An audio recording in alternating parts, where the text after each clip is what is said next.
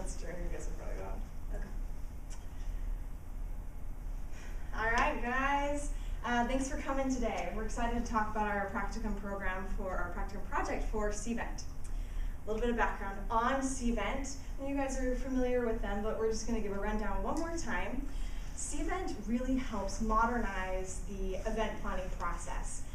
They've taken a lot of what was done on paper and made it into technology for event planners, which saves time, it increases the attendees, it makes audiences more dynamic because you have a lot more data to work with.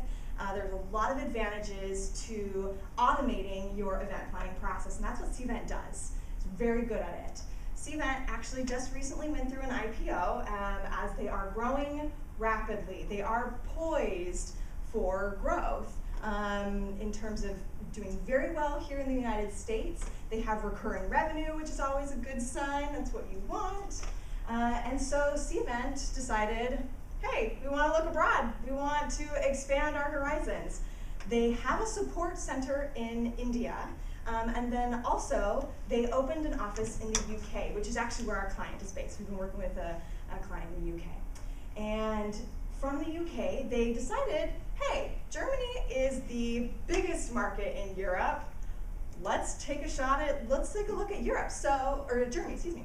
And so they actually hired a German sales rep to start probing the market. But as they were doing this, they realized that they weren't sure if that's actually what they should do. They kind of made this decision a little bit on gut, and that's where our team came in. They wanted to know if Germany was really a target market for them, somewhere they should pursue, if it was well suited for CVent's software suite. So they asked us to compare the European market and create a framework for analysis so that they would actually have a structure to look at in terms of international expansion, rather than just saying, hey, that's a big market, we think we should go there, to see if there's actually more strategy behind where they should enter. So that puts us into how we constructed our project. First, phase one, European market expansion. We're going to look at a whole bunch of countries across Europe. Second, dive into select countries that appeared the most well-suited for CVent software. And then third, just kind of taking a big picture, providing some strategic thoughts that we've had throughout the project. So phase one, 10 countries: Germany, France, Spain, Italy, Poland, Belgium, Denmark, Norway, the Netherlands, and Sweden. We looked at all of these countries, and what we did is we compared the different market factors in these 10 countries. We looked at the business landscape, which included things like corporate tax rates, included workforce English proficiency. We looked at the event sector, very specific to what CVent is interested in, including such as how many international events do these countries actually have. We looked at macroeconomic things such as GDP growth, forecasting, and also how much that you spend on R&D in a country. And we looked at technology, which was very significant for CVent, including things like smartphone penetration and networked readiness. From this, we selected the two most well-suited countries for phase two research. So, this is what we came up with. Well, lots of numbers, too little to actually be able to read, but data. This is what we were giving to CVent. Strategic data to be able to analyze where to look next. So we actually did analyze this 4 different ways. One of the ways involved a whole lots of colors, and one way we did it. We looked at it 4 different ways, and one of the other ways we did was weighting these different categories, because not all of them are created equal. CVent doesn't care as much about the unemployment rate in a country as they do about smartphone penetration, for example. So these are the top priorities: global networked readiness, global innovation index, the networked readiness index, as well as smartphone penetration, and then these were some of the second tier categories. From all of this, we discovered that Sweden actually ranked the highest across all of our methods of analysis. Every single time, Sweden took the cake, and actually rather significantly many of the times, by significant gaps, Sweden came up top. And Germany ranked second or third most of the time. Italy, Spain, Belgium consistently ranked last. And actually this is an interesting landscape that we have here, because this map shows the global competitiveness index, and you can see that we were kind of actually ended up with the same results. So that was convenient. Phase two, we decided to select Sweden and Germany and do a deeper dive. And just as an information, we're thinking that Sweden and Germany are both good markets. This is not necessarily a compare contrast in terms of just choosing one. So some key themes that we noticed when we started diving into Germany and Sweden are up here. And really, Germany, something that Cvent is going to need to focus on there is the business culture and how to conduct business there. For Sweden, it's a smaller market, but very innovative. And then both of them, as we all know, EU regulations are much stricter, and so data privacy is going to be a key issue for Cvent to overcome in order to be successful in this market. So just taking a look at the country snapshots, we benchmarked it with the UK because they're already there, and they're a fairly large market and established. So this is just a snapshot showing the events, technology, and culture. So for events, number of international meetings, this is just one measure, so you can see Germany is definitely the biggest market. For potential contract total, this is what we believe that Cvent can capture, so it fairly coordinates with the market size anyway. In terms of smartphone penetration and technology, we feel that this is a good indication of technology in the country, and because Cvent is such a tech-heavy company, it is a tech company, this is a really great indication, and so Sweden comes out on top, just narrowly beating the UK. For software language requirements, Cvent's software is in English right now. They're currently working on translating it into other languages. This also has implications for how they do their customer support. So Ruth mentioned that they're in India with their customer support, and so that's really great for Sweden because we won't need to change the language that they're supported in, whereas in Germany, this will be an added barrier to overcome to support their customers. And they actually, Germans prefer to have their software in German, whereas the Swedes, we interviewed a US commercial service person from Sweden, and they said that they prefer their software in English. It just translates better. If you try to translate into Swedish, it's not as effective. And then finally, for business priorities, so we just kind of came up with some key words that really reflect each of the business culture. And so for Sweden, it was all about innovation. And then if they wanted to adopt a product, it's because it's going to give them a competitive advantage. For Germany, it's really about that productivity and reputation. So they want to know, does it work? Have other people used it? And they're going to start a small pilot study in one part of their company. If it works, they'll do a huge rollout. And then finally, for the UK, they're a little bit more closely aligned with Germany about the value proposition and competitive advantage. So I feel like these two phrases really sum up Germany and Sweden. So Germany is an early adopter of technology, but not the first adopter. Whereas Sweden is like, yeah, let me try something new right away. Innovation is a way of life there. So for Germany, I just wanted to call your attention to two things.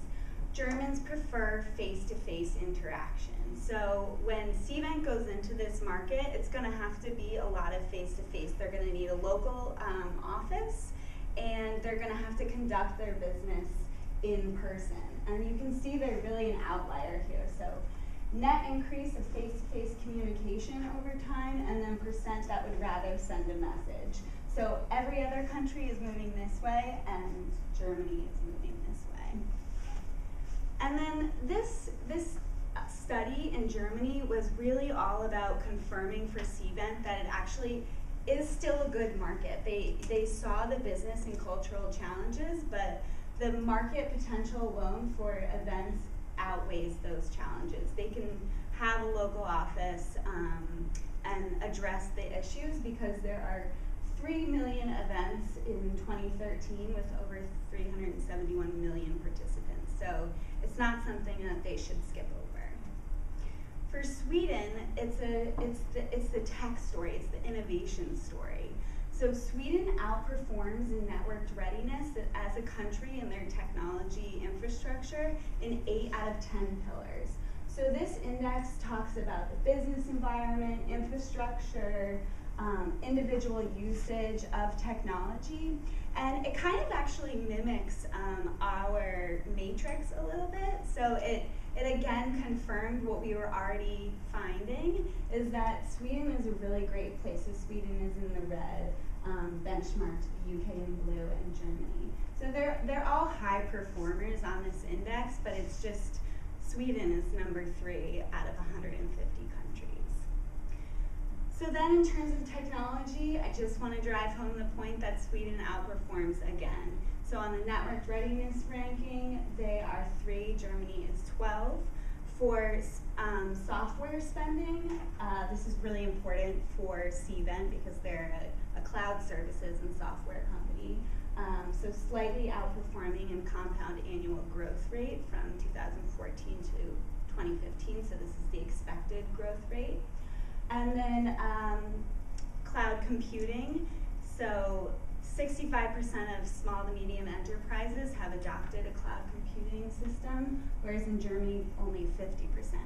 And then finally, enterprise software as a service adoption, so companies that have adopted at least one software product is 39% in Sweden and only 11% in Germany. We wanted to also take a look at the market share because we felt this was really important because Sweden is a smaller market. So is it still worth their time to go there? And using some numbers from a different consulting company that we can't talk about because of an NDA, we found that annually they could probably capture $3.9 million in revenue based on an average contract size of $13,000 and 300 customers.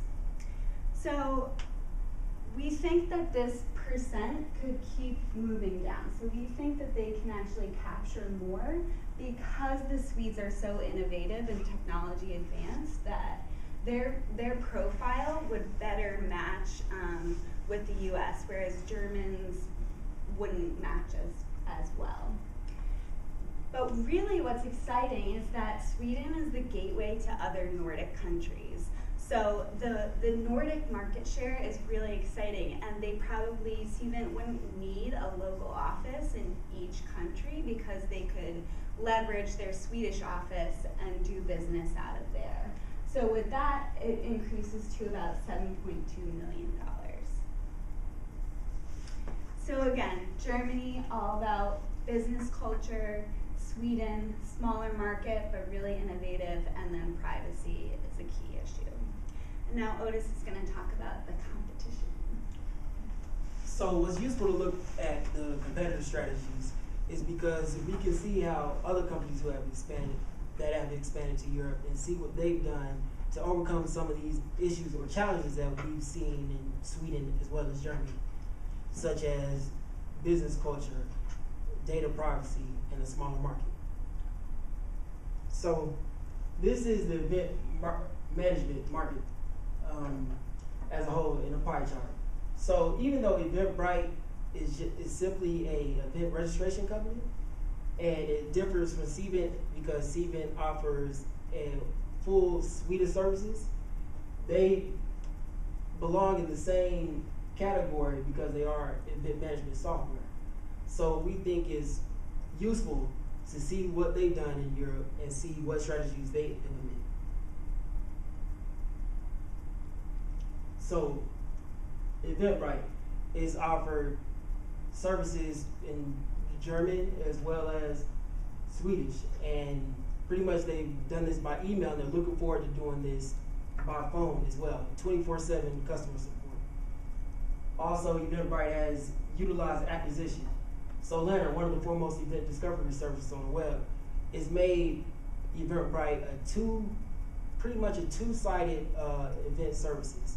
And this is for the customer as well as the event organizer. And they've also offered additional payment options, and these included, this is to go with the issue of credit payments that you experience in Germany. And they're building this software that's something like Square, where you can pay event organizers almost at the door and using the iPad software.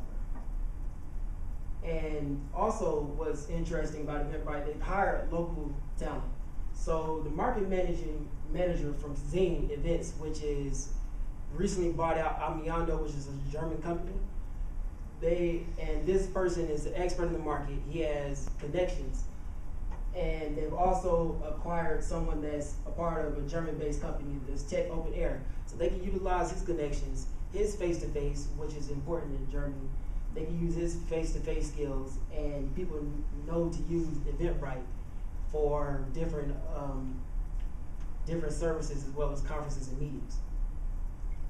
So another company that we detailed is Salesforce.com. They aren't an event management company, however, they are a software as a service company. And Cvent has a similar platform because it's also cloud-based. And Salesforce actually partnered with T-Systems, which is an IT and consulting company that's based in Germany. And this company provides them with data centers in Europe.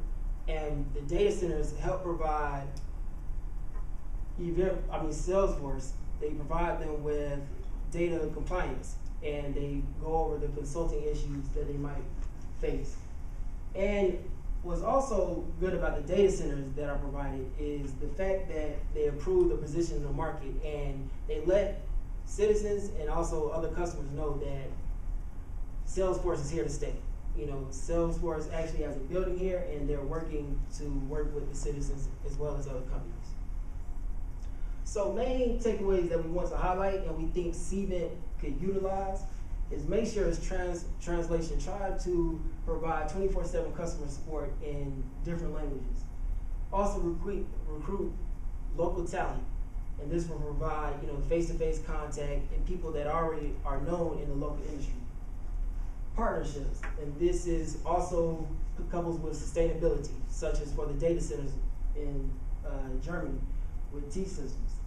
And acquisition, acquire companies that, like Leonard, that Eventbrite was able to acquire, that offers something innovative that allows them to do something new, and this works in Sweden.